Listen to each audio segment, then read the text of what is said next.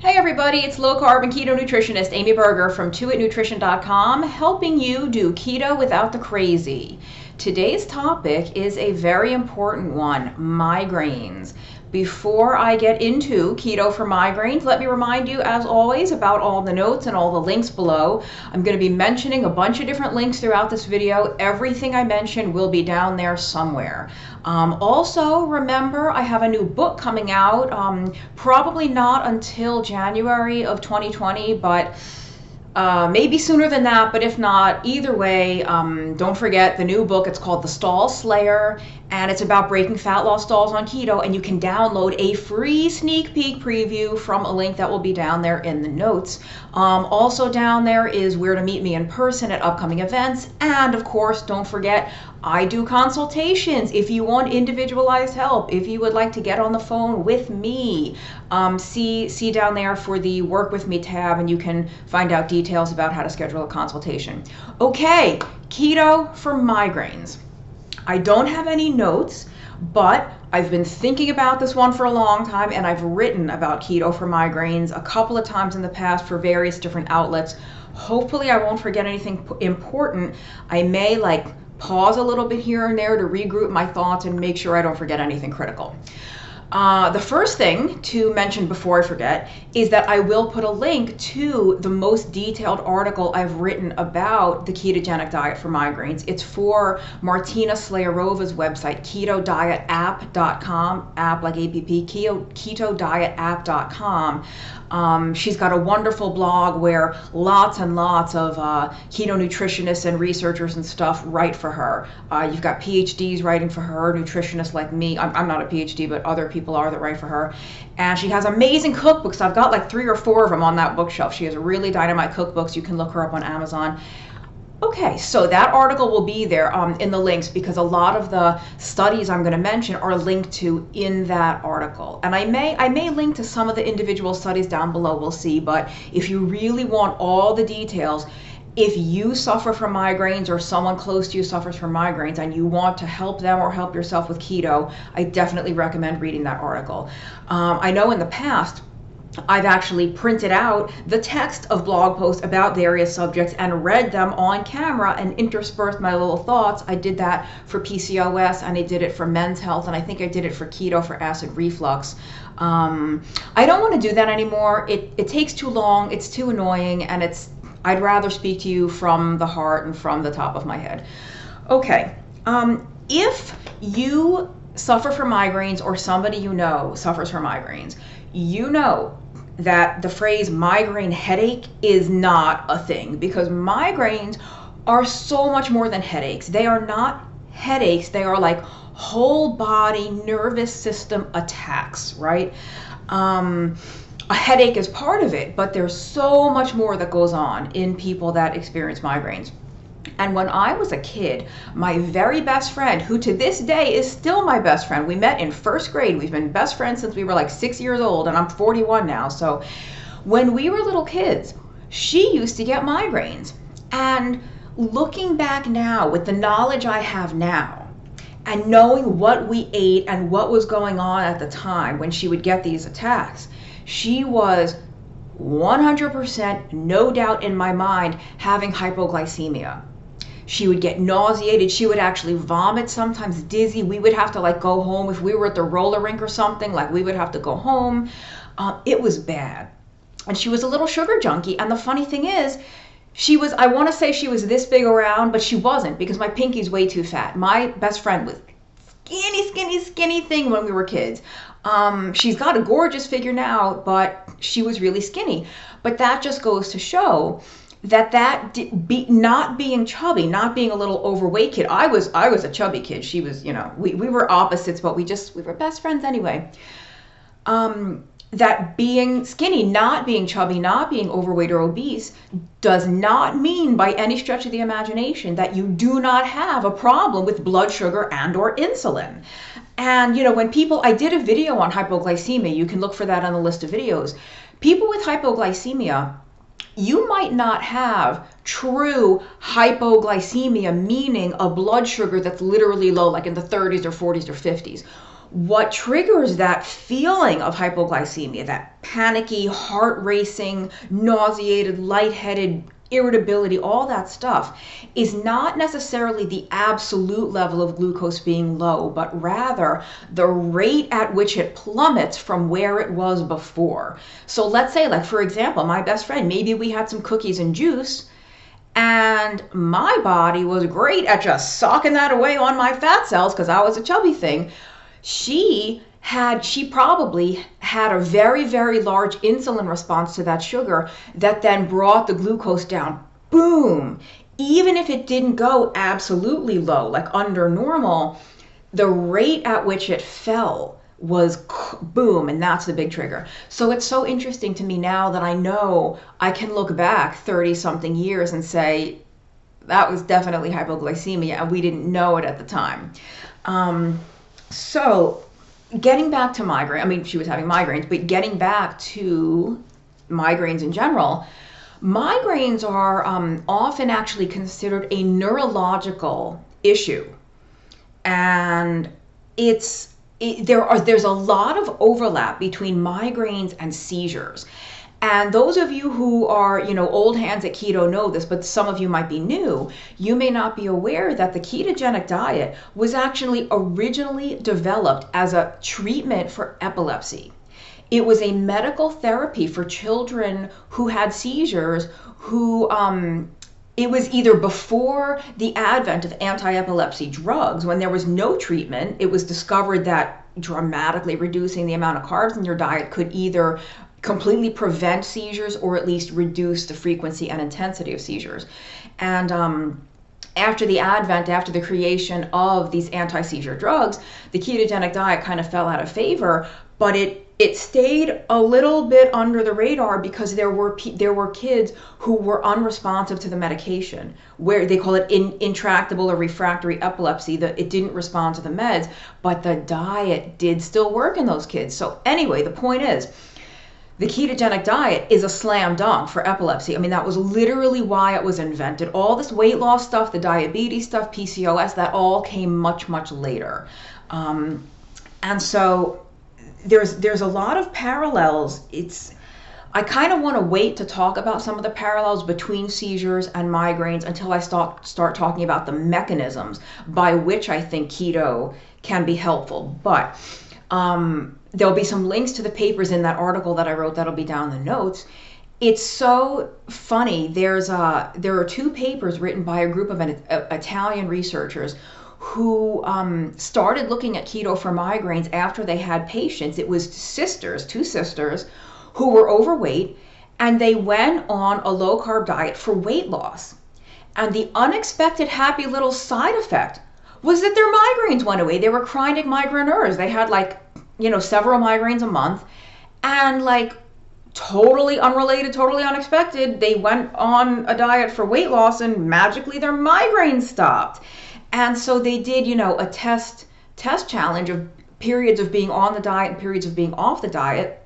And when they went off the diet, the migraines would come back. When they went on the diet, the migraines stopped. And one of the more interesting things for me in this study is that, if I recall correctly, it's been several months since I read the paper, but the low-carb diet they were following, they were still consuming artificial sweeteners. I think they were still consuming caffeine, which are migraine triggers for some people, and we'll talk about the trigger issue in a bit, but they were still consuming certain things that are very common migraine triggers, and their migraines were gone.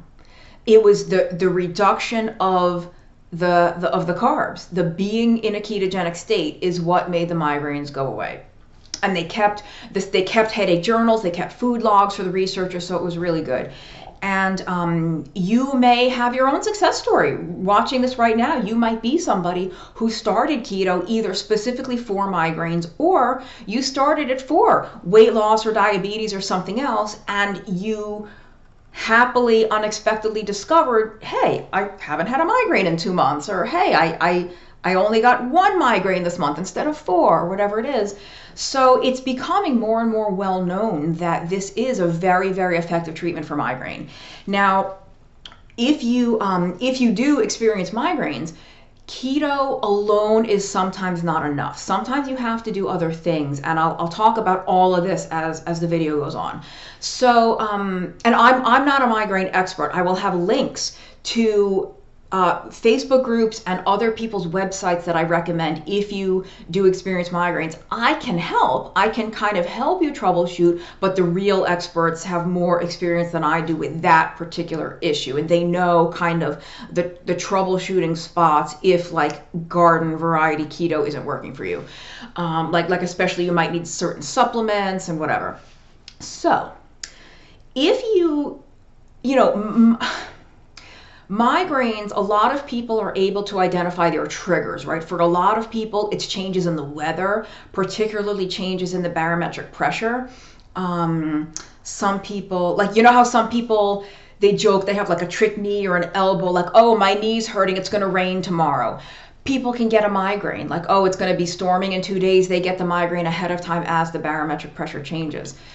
Some people also have identified food sensitivities. It could be sulfites, it could be some people, maybe it's histamine, like maybe it's a certain particular food. It could be like people have a chemical sensitivity like to perfumes and colognes and candles and stuff. All kinds of different things can trigger migraines that are like unrelated to blood sugar metabolism. But since we're talking about keto, let's talk a little bit about blood sugar and metabolism and get into mechanisms. So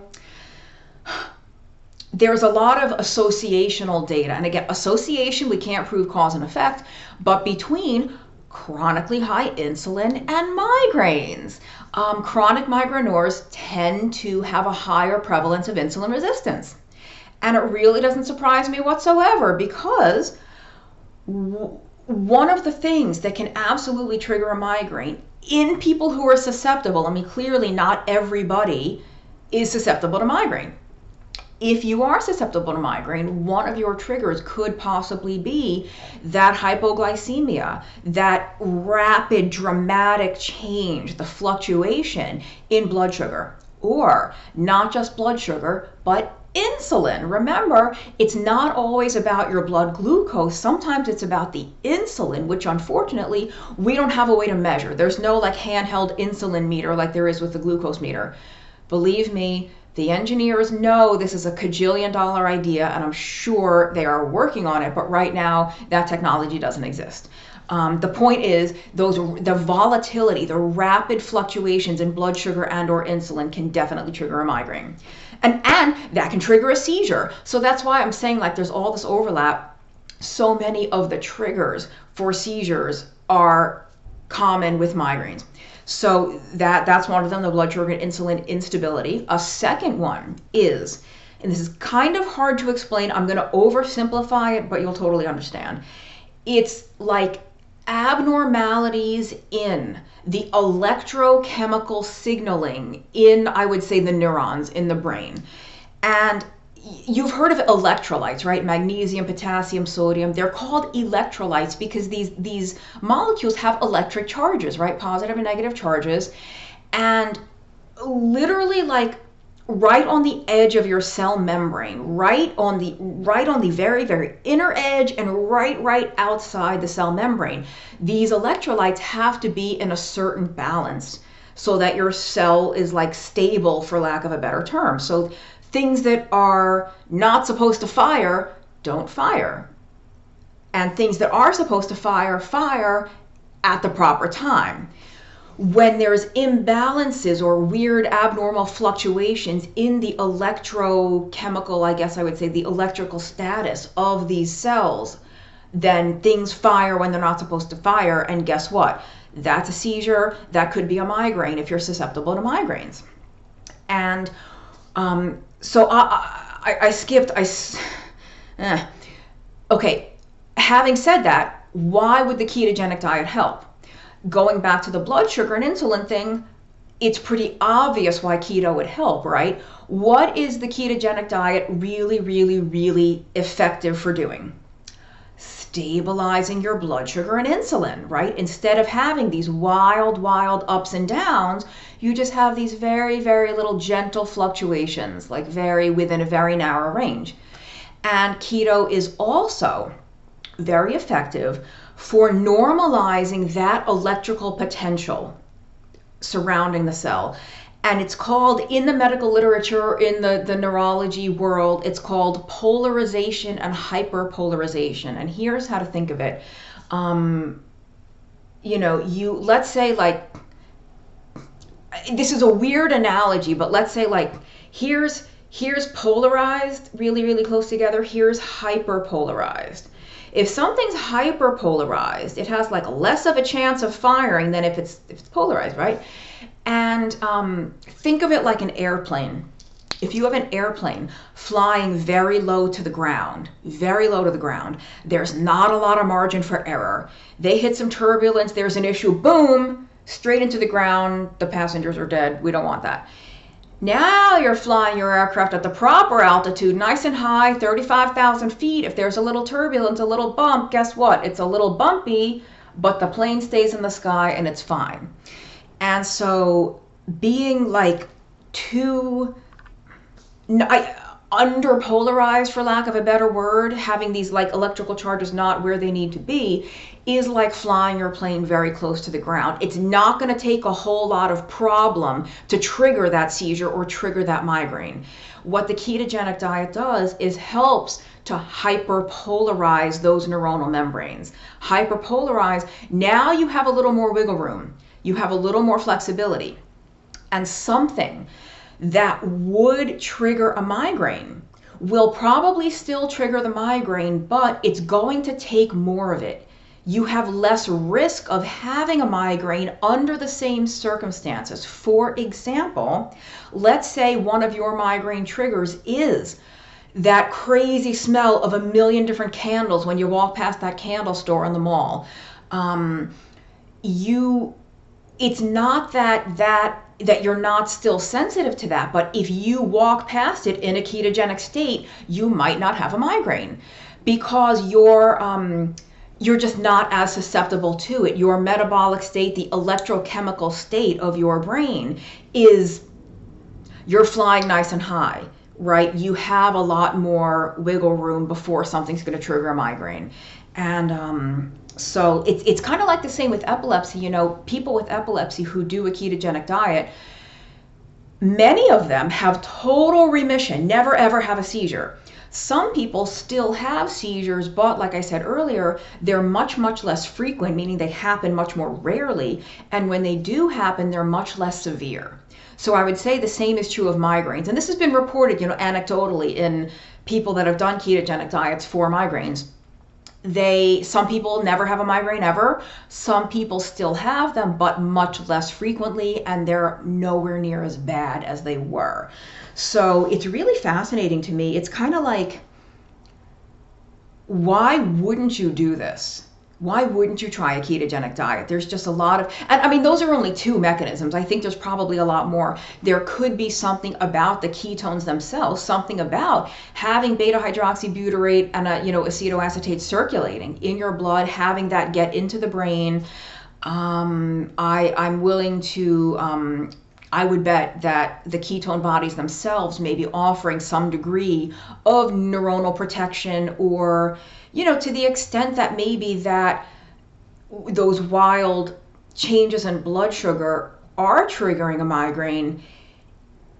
On a ketogenic diet, you're not going to have those wild fluctuations, but let's say even if you did, if your ketone level is high enough, it might not affect you, right? I mean, I've tested my blood sugar once it was 56 or 54, milligrams per deciliter. I don't know what that is in millimoles. It's pretty darn low, probably 3 point something. I don't know. Maybe 4 or something. I don't know. I don't know the conversion off the top of my head. It's pretty low. And I felt great. I felt totally fine. I did not have a ketone meter at that time, so I don't know what my ketones were, but I can only assume they were high enough that low level of blood sugar was no problem whatsoever, because my brain was completely adequately fueled by the ketones. So there's probably any number of, mechanistic reasons why ketogenic diets help migraines, but I'm sure whatever the epilepsy literature suggests is probably applicable to migraine also. And another one now that I think about it, because I'm remembering, like I see visually this paper that I once read that had all these different potential mechanisms for keto for epilepsy. Another one of them was increased GABA, gamma aminobutyric acid. It's the most calming, most inhibitory neurotransmitter. So instead of things like, you know, like noradrenaline, like things that make you go, go, go, GABA is like, let's just be calm. Like the brain doesn't need, no, the calming neurotransmitter. I take it as a supplement sometimes because it works like a friggin' charm. If you're interested in learning more, send me an email, nutrition@gmail.com. I do have 2 GABA products that I've used that work like magic for me. They're not supposed to work. Supposedly, GABA is not supposed to cross the blood-brain barrier. So if you take oral GABA and you feel better, you have leaky brain. Maybe I have leaky brain. I don't know. All I know is that these 2 things work like a charm. So when I'm having a moment where I'm really worked up and I'm so agitated for some reason, but I need to calm down and work or focus, that GABA is a lifesaver. Anyway, that's a whole separate issue. The point is the GABA, in that calming, like soothing for the brain, soothing for the nervous system, that is yet another potential mechanism by which keto could help migraines as it does help epilepsy. What else can I say? If you experience migraines, like I said, keto may not be enough for you, just regular keto. There's a lady, her name is Angela Stanton, and I will link to her stuff. She's the one that I know best, who's really like my go-to expert on keto for migraine. She has her own protocol. I think she has her own book, and it's very, very strict. It's more than your average. It's more than your type 2 diabetes keto diet. It's more than your fat loss keto diet. We are talking more of like a therapeutic ketogenic diet, more like an epilepsy diet. There's a lady that I follow on Twitter who does keto for epilepsy, and she also happened to lose like 100-something pounds. She was morbidly obese. She had all kinds of problems. She did keto for the epilepsy. The weight loss was like a happy side effect for her. She's been completely seizure-free for I forget how many years now. She used to take this slew of medication and still had seizures.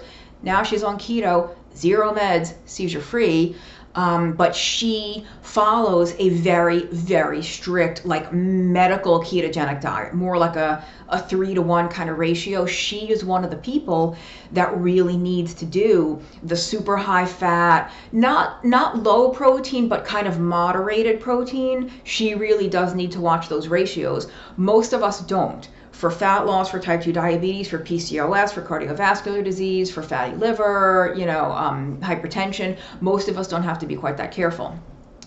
If I suffered from migraines, I would be as careful as I needed to be to get rid of those or to have them be as infrequent as possible.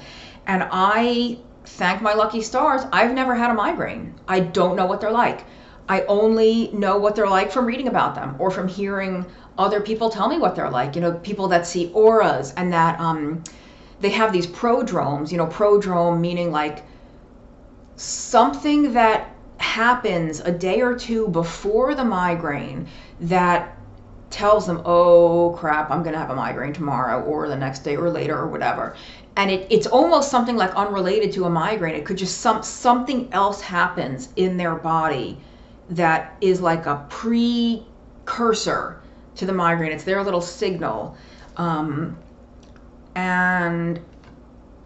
why did I say that? I don't know. I'm losing my train of thought now. This is what happens when I don't make notes. I was talking about the seizure lady. Yeah, so, I was saying I don't know what it's like to have a migraine. And I know I said at the beginning of this video, migraines are not headaches, but headache is part of it. Here's just a little funny story for you. The worst headache I ever had in my entire life was day 2 of the Atkins diet, when I was brand new to low carb eating. It was day 2, because day 1 you're still working through your glycogen. You have more than enough carbs. Your electrolytes aren't off yet. Everything's fine. Day 2, this is 1999, I think this happened. I was in college. I was living in an apartment off campus, and I remember I could picture the room I was in right now. I was in my little bedroom. I woke up. I had an early morning class. Jumped right out of bed like normal. Fell right back in bed because the room was spinning, and I felt like someone had hit me in the head with a bowling ball. It is the worst pounding headache I ever had. And I don't think I knew about keto flu back then. Now, it went away. By the end of the day, I was fine. This keto flu thing where people think it takes weeks and weeks no, keto flu doesn't last weeks. If it does, something's up. But anyway, that is the most excruciating, headache type pain I've ever had. So I really can't relate to migraines to that sort of, I know, like I said, my friend, people get nauseated, they get dizzy, they see auras, sometimes there's numbness and tingling like pins and needles. There's physical pain involved, sensitivity to light, sensitivity to smells. It's like some of these people have to sequester themselves in a dark, silent room, earplugs, blindfold, the whole 9 yards. I don't know what that's like. And I have the luxury of being a little more flexible with my diet. Like, I'll have the bread tonight, no big deal, or I'm going to that one restaurant that I know has the best home fries in town. I'll have half the home fries with my omelet. I have the luxury of doing it because all it means is that I'm a little pudgy the next day from the starch, and the glycogen. But, if you have migraines, you don't really have that flexibility, or you have all the flexibility you want if you're willing to live with the consequence that you might have a migraine. The same thing with epilepsy. You can have a handful of M&Ms, but maybe you'll have a seizure. Is it worth it? Maybe it is. Only you can answer that question for yourself. Let's go back to Angela Stanton. I'll call her Dr. Stanton. She is a PhD. I don't know actually offhand if her PhD is in biology or biochemistry or anything like that, but she is Dr. Stanton either way. She's just not a medical doctor. She has a very, very active, very, very successful Facebook group. Lots and lots of people putting migraines into total remission or great, improvement. Really, really great improvement with migraine. And it's no joke. It's a very, very strict protocol, super strict keto. She actually has a lot of people doing carnivore, like no carbs whatsoever, just to make sure. And lots of, I wouldn't say lots of supplements, lots of care, lots of deliberate planning into electrolytes. People with migraine who do keto. So we all know when you do keto, especially super, super strict keto, not like low carb, 80 grams a day low carb, 20 grams a day low carb, 10 grams a day super, super keto, you need more salt. You need a lot more sodium. And people with migraine need more sodium even beyond the additional amount we already know most people need on keto. For some reason, they just need a lot of salt. If you're worried about salt or worried about salt being bad for you or something, I did a video on salt somewhere. It says what kind of salt is best. You can search for it in the video list. But I would just recommend the book The Salt Fix by Dr. James D. Nicolantonio. Just look on Amazon or whatever, The Salt Fix. Really good book about how salt is not going to kill you. And if you have migraines and you're doing a ketogenic diet, not only is salt not going to kill you, salt is your best frigging friend. Other than the sodium, I keep saying salt, what I really mean is sodium. Electrolyte, right? Sodium, Na is the chemical signal for sodium. It's Na plus because it's positive. It is a cation. Cation is the name for positively charged ions. Then you have magnesium, Mg, which I think is also it's also a cation. Mg. I think they're both positive. Whatever. Either way, people with migraine also seem to need a lot of magnesium. So, like I said, you have to formulate your ketogenic diet a little more carefully, like especially with supplemental magnesium, supplemental sodium. You're not going to get enough magnesium from the amount of spinach and broccoli you can eat on keto if you are a migraineur. Let me think if there's anything else, because those are the major, major points I wanted to hit. Let me make sure I don't forget anything.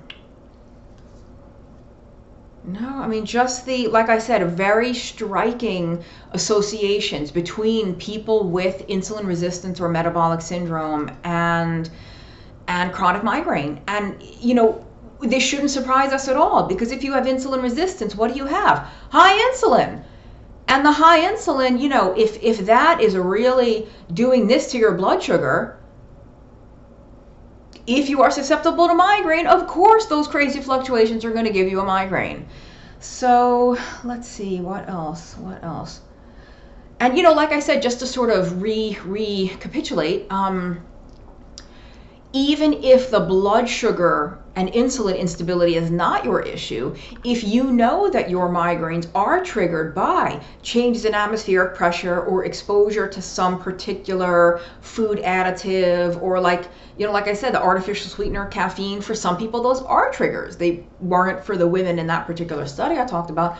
Or, you know, sulfites, whatever particular thing triggers you, you might find that because of that polarization of the neuronal membrane issue, even if the blood sugar and insulin is not your issue, if that other stuff is, being on a ketogenic diet raises the threshold to give you a migraine. Like when I said it gives you more leeway, so to speak. You're flying your plane much higher off the ground. The way they usually phrase it in the scientific literature is that it raises the threshold, raises the seizure threshold, raises the migraine threshold. So, like, you might still be sensitive to the candle smell or the sulfites or the whatever, but it takes more of it to give you a migraine. You know what I mean? You might be able to walk past the candle store, maybe even go in for 2 minutes and be okay. You can't stay in there for an hour, but maybe before keto, you couldn't even walk past the store without getting a migraine. You know what I mean? It just gives you a little more protection, so to speak. It raises the threshold by, you know, for which something would have to cross the level to trigger a migraine. Am I forgetting anything else? Probably not. I just want to pause here to make sure I'm not forgetting anything. No? I guess that's about it. I'll just say, if you suffer from migraines, especially chronic migraine, you have nothing to lose by trying keto if you're not already doing it. If you are already doing it and you're still getting migraines, especially if they're still relatively frequent, you might want to explore that stuff with Dr. Stanton, because it might change your world if you learn more about that sodium magnesium. Like, that might be all you need, is more sodium and more magnesium than you're getting. Maybe you're including a food that's perfectly fine typically for ketogenic diets, but you might be sensitive to it and maybe you don't realize. But with all the years of experience Dr. Stanton has, she might look at your food journal like, oh, boom, there it is. She might see it in a second, something like that. Let me think of what else. Yeah, and if you're not already doing keto, why not start? You really, like I said, you have nothing to lose. And I think, if it doesn't work, like, give it 3 months at least, I would say. I would hope, depending on how frequent your migraines are, if you get one every week or every couple of weeks, then 1 month or 6 weeks would be enough to know whether or not it's helping you. But I would do it for at least 3 months just to see what's going on. And, unlike my usual videos where I'm like, not everybody needs to be super strict keto. It's okay to have ice cream every now and then or whatever. For you, as a chronic migraineur, you don't have the flex. You don't want to fly that plane really low to the ground. You want to give yourself as much of that,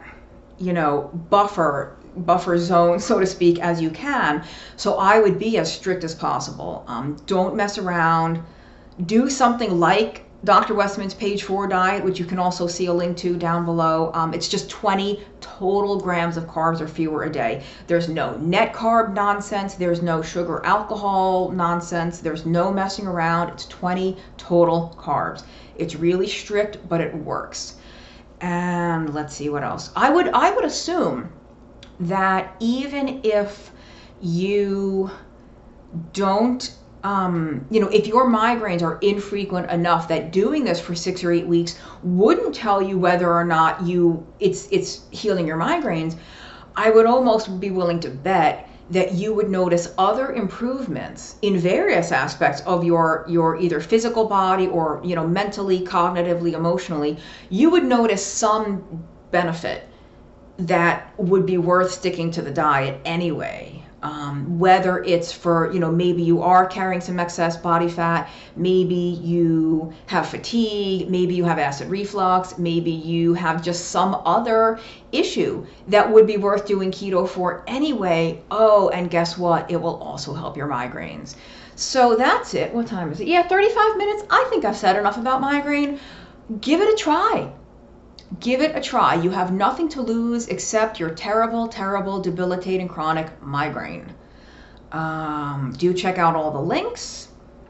And I guess that's it. If you have any questions or you want to get in touch with me, send me an email, toitnutrition@gmail.com.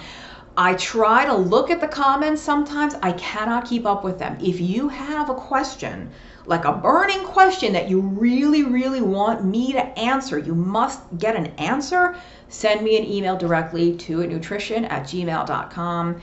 And if you find this stuff helpful, you can support me on Patreon. There's a link down below for Patreon, patreon.com/toitnutrition. Or if you hate Patreon, I know some people don't like to use it, you can send me stuff via PayPal, paypal.com. Just send it to my email address that I mentioned before. That's it. If you have migraine, I wish you well. I hope you try keto, and I hope it works for you. And if it does, write to me. Tell me. Share your success story with me. I would love to know. All right. Take care. Bye-bye.